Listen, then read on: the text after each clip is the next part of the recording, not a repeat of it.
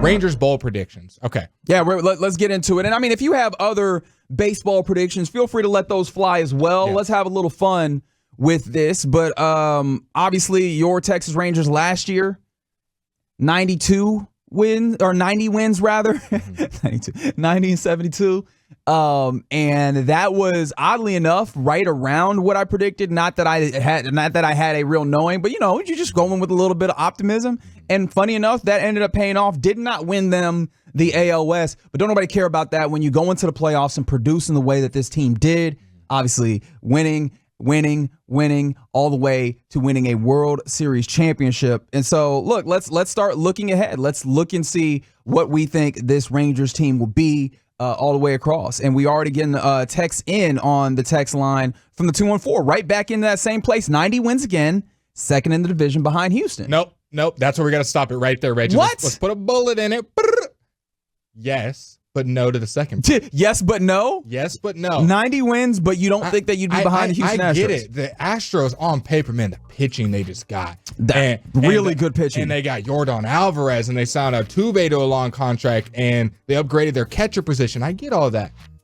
A weird little birdie flew on my shoulder and just told me that. It was a weird bird? Why'd you have to?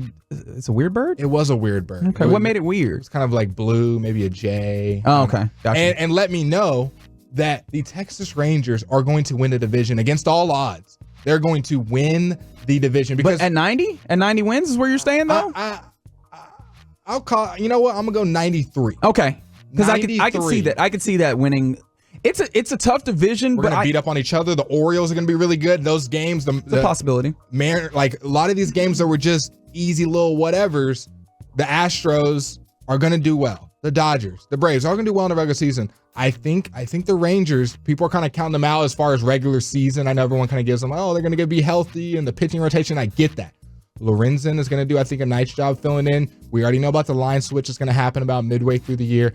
I think this batting is going to be even better than it was last year. I know it was like kind of third, second around most of when it comes to RBIs and home runs and runs and all that good stuff. I think it's going to be even better than it was last year. I'm really counting on Wyatt really being a big piece of that. Evan Carter's got a whole nother year, or I guess an off season, I guess you should say, under his belt. I think people are kind of underestimating. I understand having expectations and being like, we don't need to win a World Series. We just did that, all that. Wait, who said that? Well, I think a lot of people are like, hey, if they don't win the World Series this year, I'm okay. Just, I feel like you kind of have to be. Yeah, I'm not going to be mad if they don't win, but I am at the point where I'm like, this team is good enough. They're going to have to try not to compete is what I'm saying. They are going to be there. I think they are going to make a deep playoff run again. I think they are going to win the division.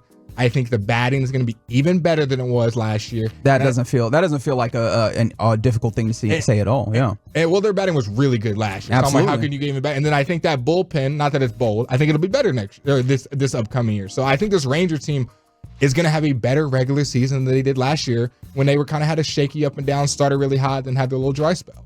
A lot of people texting in from the 214, Josh Wolf weighing in saying 96 and 66 division champs. I feel like that would be a reasonable record if you wanted to get to that place. I don't hate that. Let's see. Here on there's some people that are actually backing you up on the identifying as we when it comes to your favorite team. In this instance, the Texas Rangers. From the 817, man, I love the Rangers, but it's hard to go back to back. Rangers to the ALCS.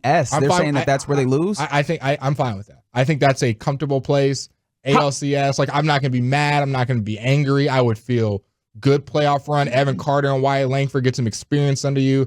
You figure out you got some older pitchers. You kind of figure that out. I think ALCS, most fans. I mean, of course you want to win the World Series, but I'm saying ALCS. Do you think anyone's going to be throwing a fit if you play a deep playoff run and you lose? I wonder, because sometimes I wonder if people get to that place where they're like, is it better to just know that you weren't going to get to that place than getting close and not getting quite there? I think once you haven't done it, yes. Okay. Now that you've done it, you've filled the appetite, I think, a little bit. And now you can leave dinner a little bit early because you know you're going to be back at the table. You know you're going to get an invite to the dance next year. And I think the Rangers, with CY being there, with Seager and Simeon being on long-term contracts, with Evan Carter and Wyatt being young prospects under team control, I don't see this team being out of contention anytime soon. No, this feels like a incredibly well-built team. And we've talked about the youth and the ways in which you kind of have two tiers. You have your veterans, and your veterans also kind of signed up to be here for a decent amount of time as well for the most part. right? And then you also have this young crop of guys, and Josh Young himself has said, you look at these young guys, and it's like, we're going to be here for a while. And so, no, that's always a great thing, but this is something I was waiting for. Twolo Vader on the Twitch, 162-0. Shout out to Twolo Vader doing his best, Corey Majors. And I was wondering, like, how do people go about these levels of predictions for your Texas Rangers as they open up the season? Do you go from the place where you're like, screw it, it doesn't hurt me to be wildly optimistic in this, or are you coming from a place where like, let me try and actually nail this as best as possible? Because if you want to be optimistic, there's reasons to be that. You mentioned the lineup is incredible. The bullpen looks better than it was last season, including probably 4 options for late inning, back of the bullpen, high leverage situation type pitchers. Like, you seem to have some options there in a way that you didn't. You're going to have a lot of middle relievers with guys coming in and out. Bradford I love him. He's not going to be probably the 5 when it comes to postseason time. So now you have a middle reliever guy. I mean, and if he is, I feel like you have. Then he's obviously balling out. Yeah, well, there's also that. I should not roll off the possibility that Cody Bradford might get out here and show us that he is indeed him. Mm-hmm. But, like, it seems like you have a lot of guys that you would anticipate if Cody Bradford is still your 5th starter. There's been some other injury issues that you've accounted for, and I guess that's one of the nice things is that it feels like once you are healthy again, you do have that flexibility to deal with that. Real quick, I want to lean here as we're talking about your predictions for the World Series champion Texas Rangers in their attempt to run it back. Keith Law of The Athletic did his projections for this upcoming season, and in mocking up the AL West, who do you think he selected as the winner of the AL West? Yes, it is the Houston Astros with a 93-69 record. Nice, but also not nice, obviously, if you're coming from a Texas Rangers perspective. This is where it gets interesting.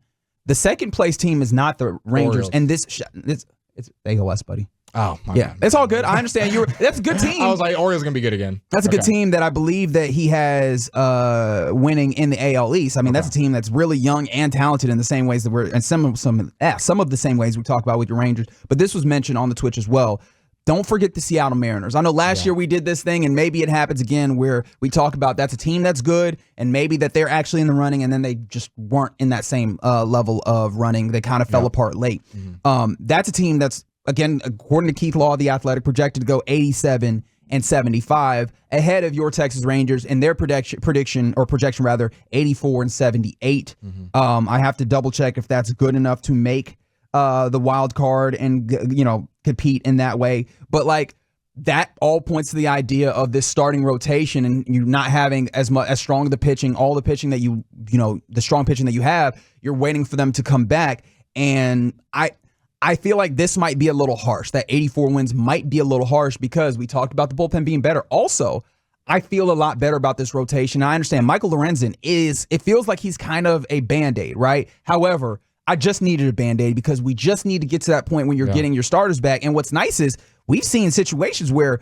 they're talking about Max Scherzer maybe not going on the 60-day IL to start the season, which means there's a possibility. Might be a far-fledged possibility, but there's a possibility that he's back with your team in less than 2 months. And I think this spell's good because Scherzer, DeGrom, Mallow, we all want them back.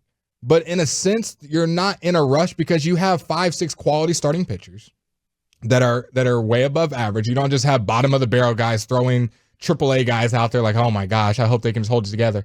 And even with those guys, you still have Evaldi that had his very Cy Youngish moments. You had John Gray that I've already seen 3-4 texts coming in about that he might be a Cy Young contender. I know Alex been really high on him, thinks he's going to have a good season if he can stay healthy.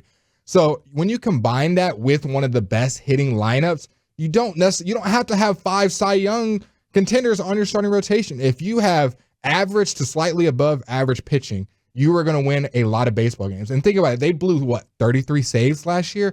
I don't think that's happening again. I know it's really hard to predict bullpens and how that's going to play out. I just think this team has a different vibe about them, if you will, and I think they're going to really buy in with having Boach there. I think he's really got a good reign on this team, and I think all this second line of pitching coming in is only going to benefit. You don't have to rush them back. You don't just have 3 throwaway guys out there. You have guys that pitched last year that know what they're doing. Yeah, and that was a point that was made on the text line where someone said this team was like 40-20 early on with a somewhat similar stable of guys when you talk about the rotation. And one of the things that's interesting is you might see this season kind of flip on its head in some ways, where obviously you had the crazy good start to the season, and then the back end of the season was just kind of about let's make it to that place, and you kind of just needed to get yourself into the postseason. It might be kind of just that season backwards is the way that I'm looking at it, where you might end up in a similar place record-wise, 90 wins, maybe right around there, 92. I could see that, where it's treading water in some ways with your record until you get all of the big guns back, and then now you go for it and you gun it, and you could have a crazy second half, which I think somebody else had on the text line as their bold prediction is that you put up the best second half that's ever been seen in baseball, which I honestly don't know what that is. I'm trying to look that one up, but like I could see you having just a crazy back end of the season once everything is healthy. You have guys that have even more time under their belt, and Bochy has really honed in and calibrated this iteration of the roster. You got Nathaniel Lowe, who's going to start the season, I believe, on the IR. There's a couple of other players. I don't want to misquote them. I believe it was some pitchers. And think about it. You're going to have... I believe Lorenzen is starting on the IL. But I mean, some of that is because he came in late. You have to get him up to speed. Yep. But like kind of going back to the Bradford, Heaney, Dunning, those three guys are probably all fighting for maybe a 3, 4, 5 spot with Malley, DeGrom, and Scherzer kind of maybe the other guys bulleted in. One of those guys is throwing heat. Bochy has been known to go with the hot hand. He's not just going to go, well, this guy's come back from injury, you're just going to start in front of him. So let's say that all those guys are balling out or maybe not enough. You still have guys that are now hot that go into your bullpen that are throwing middle relief innings that have played high leverage starting games in their career and this season. Like, it is kind of a win-win. I've talked about this multiple times. Sometimes injuries are not the worst thing that can happen to a team, especially when you have a great batting order to back it up, where you don't have to throw a shutout inning to win a game. You give up 3 runs and you build some confidence. Now you picking some high leverage, even more high leverage games throughout the season. Next thing you know, you're in the bullpen and you're throwing the 5 through 6, and you have to come in for a pitch. Like, I've already done this a good amount of times versus, oh man, I've been kind of cold. Like, I just feel like it's going to bode really well where the guys that are hot are going to stay in that rotation. And maybe the guys that are maybe hot, but the Scherzers and the Groms replace them, you're going to still have those guys in your bullpen. They're not just going to get optioned to AAA and not pitch. Now you have some middle relievers that I think are going to be really helpful for you down the road. Yeah, and don't forget like 30-plus blown saves last year. 33. You got to imagine that gets pulled down a decent amount. And yeah, I'm here for that. 84 felt real disrespectful. I understand a level of caution, but that felt disrespectful. I think this team can be better than that. That's alone. But with that being the case, we just talked about record. How about some other predictions from the 469? John Gray will be a Cy Young contender. Give it to me. That, okay. I would love to see it. Let's see some other ones. Wyatt Langford. I had to stop myself because I was like, did I say Wyatt Johnston? Yeah. Wyatt Langford wins Rookie of the Year. Evan Carter wins MVP. Owen White wins Cy Young. I was like, if we started, I was like, okay, I can see it. A little bit less reasonable. I'm not sure how I see it. However, it's your predictions, 972. I see you. I respect you. Are there any of those that you feel real strong about? Because CBS Sports has this as their bold prediction for the Texas Rangers, that Evan Carter and Wyatt Langford will both be Rookie of the Year finalists. They didn't go so far as to saying one of them would win. I think that they're both finalists. They're both final 3, and one of those guys absolutely wins it. I agree that they're both final 3, and I'll end on this. I shared this yesterday. I think it is so important, so amazing, and really awesome to watch when you see a rookie that has the hype that us on the radio are talking about, that every article is about, that every big headline about the Rangers right now is about Wyatt Langford, and he is aware of it, and you still can ball out with the pressure.